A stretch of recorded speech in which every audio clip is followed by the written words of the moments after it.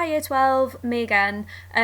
So we're going to have quite a short lesson, well, as in a short YouTube video from me today, because the vast majority of what you need, sorry, losing my voice, of what you need to be doing is independent work that I'm going to talk you through quickly, so you won't have too much of me rambling on today, lucky for you.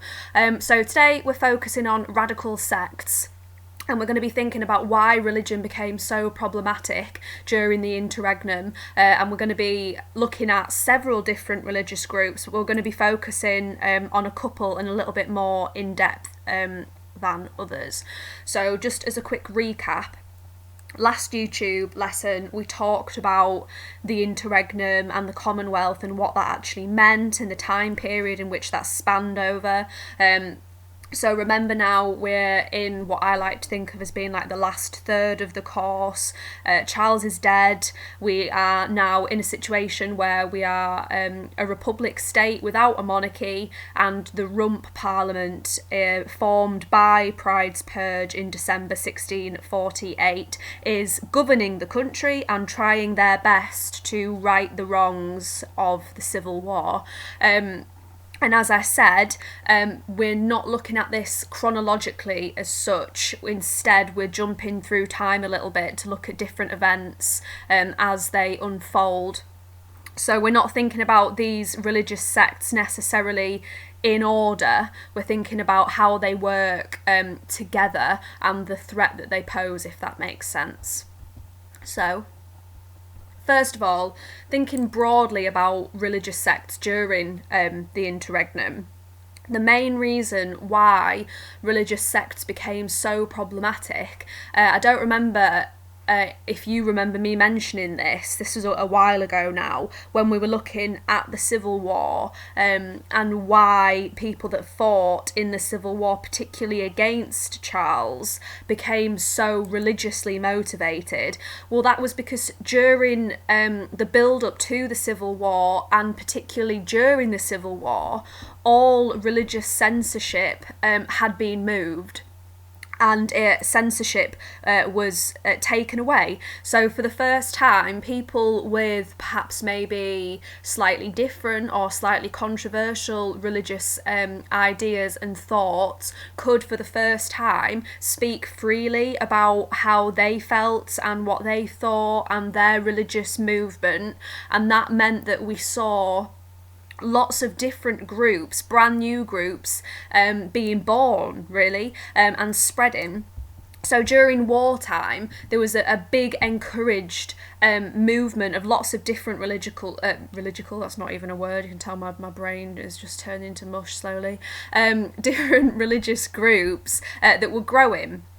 All of these, they were separatist denominations.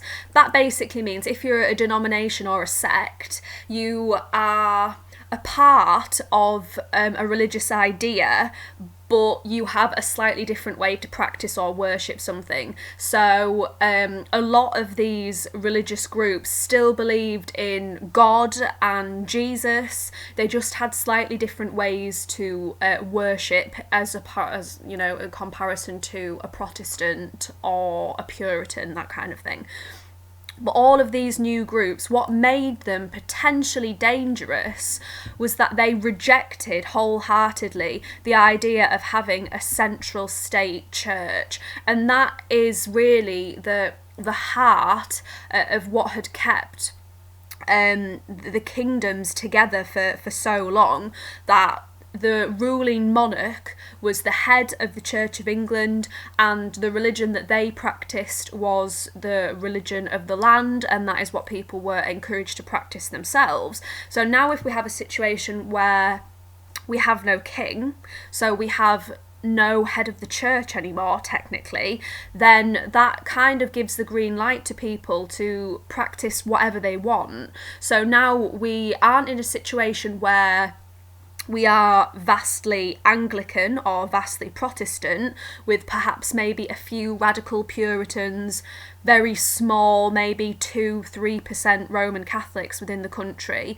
Now actually we have several groups that have completely different ideas on how you should preach, how you should live your life, how you should study the Bible and things like that. But all of them wholeheartedly believed that their understanding of religion was the only true understanding of religion. So for them, if you were to say to a fifth monarchist, for example, we'll come across them in a little bit more detail in a sec, if you were to say to a fifth monarchist that they could no longer practice the religion how they believe, that they now had to follow traditional Anglican teachings, to them that would be an absolute no-go. So a lot of the people that had fought in the civil wars, like the soldiers of the New Model Army, they all belonged to these different separatist denominations, and they believe that they have fought and have injured themselves. A lot of them died.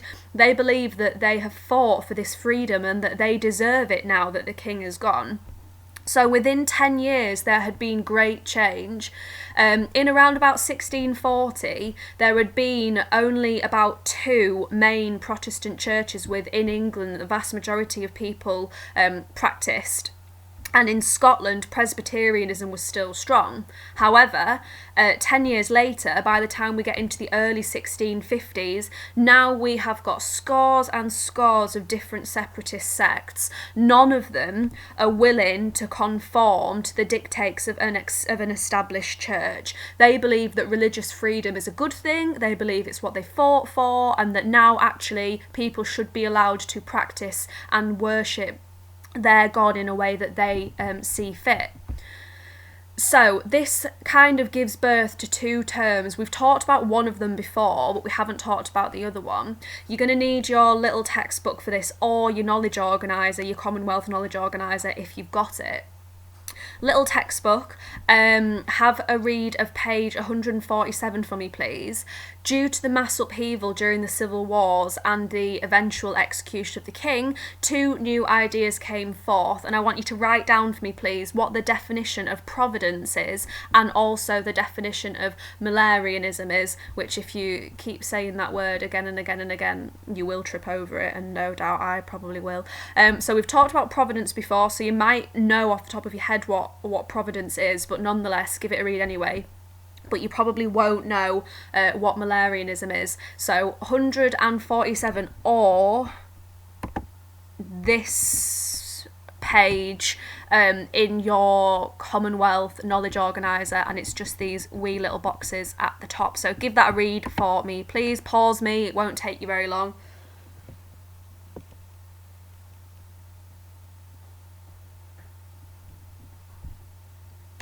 Right, okay. So, as I've said, providence, we've mentioned this before, this isn't a particularly new term. The concept of providence is the idea that there is no such thing as coincidence. All events are a part of a large divine plan. So literally, Drake, God's plan. Everything happens because that is the way that God intended it to do. Providence played a really large part in the civil wars, but it became more dominant after Charles's second defeat. So with the outbreak of the Second Civil War, when Charles signed the engagement with the Scots, the New Model Army had already defeated Charles once before, and now they come back and defeat him again. So to them, this wasn't a coincidence that they had defeated Charles not once but twice. They believed that God had specifically designed events to play out this way, and it made them feel really powerful that they had fulfilled God's plan so perfectly, and they'd executed exactly what God had wanted them to do, which was to remove this evil tyrannical monarch that needed to be brought down and held to justice. Hence why when the Second Civil War breaks out, soldiers of the New Model Army no longer call Charles Majesty or His Highness or King. They just call him Charles Stuart, that man of blood, because they believe that Charles is no longer a part of God's divine plan, that instead they have been tasked by God to remove Charles. Milarianism. This, obviously, if you think of a million or the millennium, that kind of thing, then that's obviously where the word comes from. So this is the idea that it's a 1,000-year period in which Jesus Christ would return to reclaim the earth and govern the land. So this concept was used by a few different radical religious sects as basically the understanding God's coming, Jesus is coming, look busy. Jesus is coming to rain down upon us all, and we need to make sure that we have done the right things so that when Jesus comes and Judgment Day is upon us, he will reclaim the land and he will decide who is going to be a part of this new world and who is not. Okay. So this is where I'm going to kind of die out in a second, because as I've said, the vast majority of today's lesson is you making notes and doing your own thing. So it's important that we get to grips with some of the main radical sects during the interregnum. The first few that I want you to look at are these. So again, either use your small textbook, page 148 to 152, or this page in your Commonwealth Knowledge Organiser, which is this little table here which talks about the key features of the different religious sects. And these are the guys that you are going to be looking at. Baptist, Congregationalists, Fifth Monarchists, Muggletonians, Seekers, Ranters and Quakers. The names are always jazzy. Some of their beliefs are a little bit jazzy too. Some of them you might maybe recognise, such as Quakers. You might maybe have heard that term before, or Baptists, as Baptist Church. Other than that, some of them you probably haven't heard of at all. So give those pages in your textbook a read, or use your knowledge organisers and make notes, please. What were the beliefs and aims of all of these different groups? And then why could this group be a potential problem for the Commonwealth and the new constitution that's been formed now Charles is dead and the rump is trying to govern?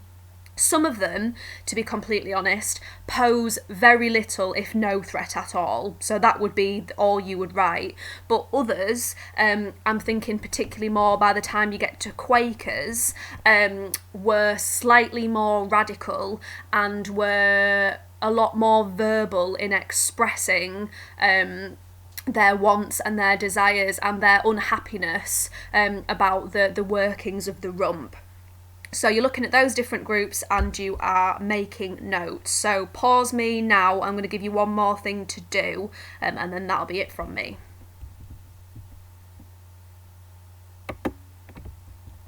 Right, okay, last thing, and then I'm done. So I said it was just going to be a short one today.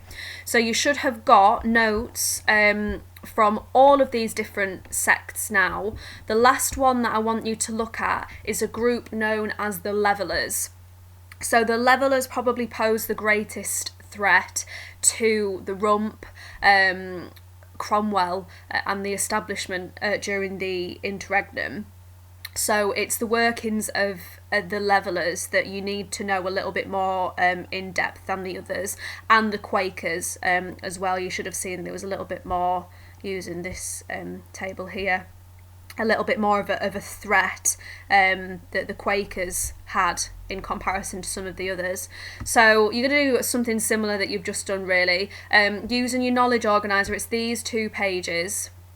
This one here with the picture of John Lilburn there, and then the next page after it here with a nice little cartoon of a digger and the declaration against Cromwell, which they've spelt Cromwell there. You can see they didn't have any formal spellings back then, so you can kind of make out what it is they're trying to say. Using those two pages there, you're going to explain to me who was John Lilburn, where did he come from, what were the beliefs and the aims of the Leveller group, why were the Levellers considered a threat, and how did Cromwell deal with the Leveller threat.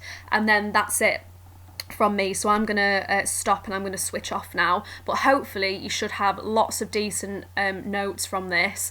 Don't just read your knowledge organiser, because we've said this 1,000 times, if you just skim read something it doesn't go in. You need to be using this information. Feel free to highlight your knowledge organiser, it's yours, you're not going to be handing it back in, but make sure you are actually writing down the notes from these different radical sects as well for me, please.